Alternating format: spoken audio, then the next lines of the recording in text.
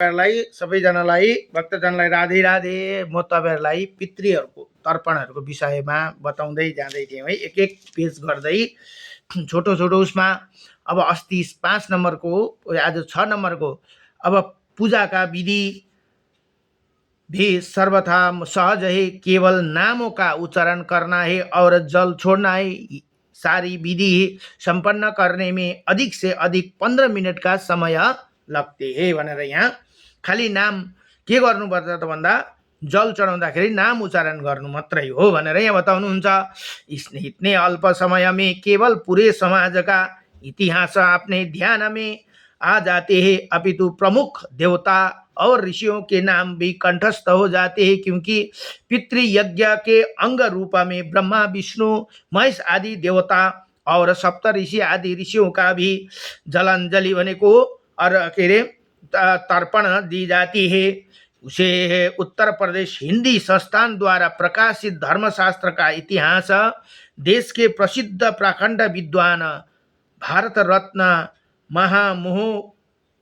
महामोह उपाध्याय स्वर्ग डॉक्टर पांडुरंग बामन काणे का लिखा हुआ उसके प्रथम भाग को पुष्टि 407 पर बताया गया है भनेर यहाँ बताउनुहुन्छ। पितृ यज्ञ शब्द ऋग्वेद भनेर ऋग्वेदबाट 10, 16 र 10 में आया है। ये 3 प्रकार के संपादित होते हैं।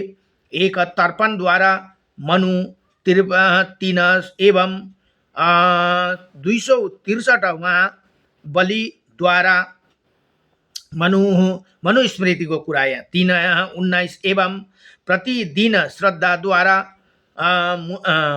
मनु स्मृति को मनु 200 भाग 2 को 173 के मत के प्रति दिन में देवों ऋषियों एवं पितरों को तर्पण करना चाहिए, अर्थात जल देने कर परिवेष्टित करनी चाहिए। अब यो हामीले सम्भव भएन, देवलाई पनि डेली देवतालाई के रे ऋषिलाई पनि सम्भव भएन, पितृलाई पनि सम्भव भएन भने भगवान सूर्यलाई दिनुपर्छ है, किनभने सबै ग्रहहरूका राजा भगवान स्वयं सूर्य नारायण हुनुहुन्छ। त्यसले गर्दाखेरि हामीले सूर्य भगवानलाई जल अर्पण गर्यौं भने समस्त देवताहरूले पितृहरूले सबैले पाउनुहुन्छ सूर्यद्वारा, किनभने अहिलेको उसमा भनेको जीवित अवस्थामै भगवान सूर्य हुनुहुन्छ। त्यसले गर्दाखेरि यसरी हामीले अब उक्त उदाहरण से ये प्रमाणित होते हैं कि पितृपक्ष में पितरों के पूजन तर्पण का विधान कितना प्राचीन है।